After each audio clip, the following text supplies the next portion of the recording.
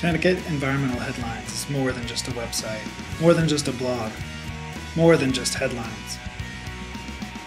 Environmental Headlines is a community of individuals, businesses, and organizations committed to conservation and preservation in Connecticut.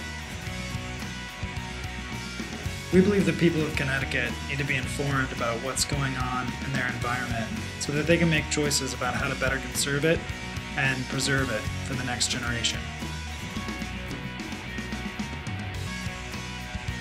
We keep everyone working on the environment on the same page, from lawyers to educators, from libraries to students, from environmental nonprofits to businesses.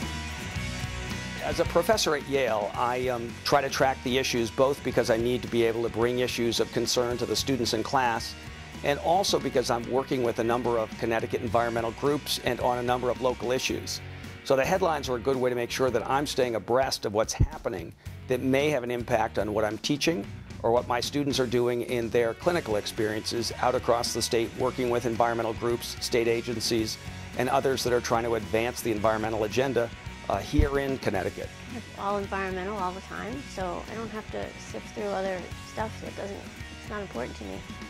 Environmental Headlines keeps you on top of the details and big picture trends. It's all environmental all the time, keeping you informed on local, state, and national environmental news.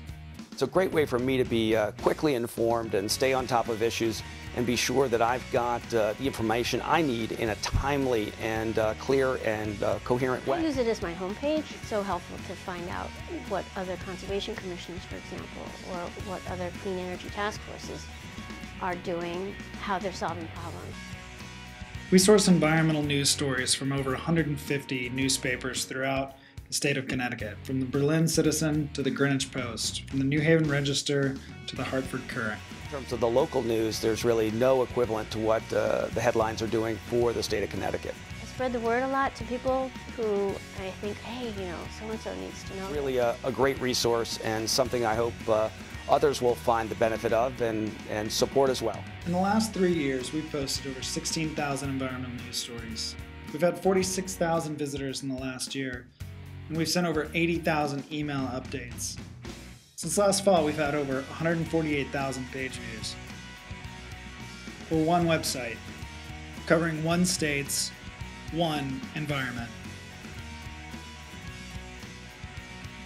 Certainly nobody's aggregating all the environmental news into one place, which is really what I'm doing.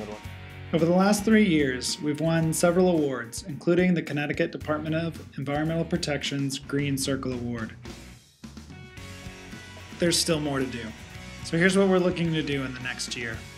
Yeah, we would like to do more original reporting, more collaborating with environmental organizations, more photography, some more hyper-local news. Like when I first got on Twitter, I got an email from somebody in the UK, and they said, "I wish we had this in the UK." And it just struck me at that moment, like this could be and should be everywhere, because people will find value in this anywhere in the world. To click on a bookmark and find out what's going on in the environment in their community is a valuable resource.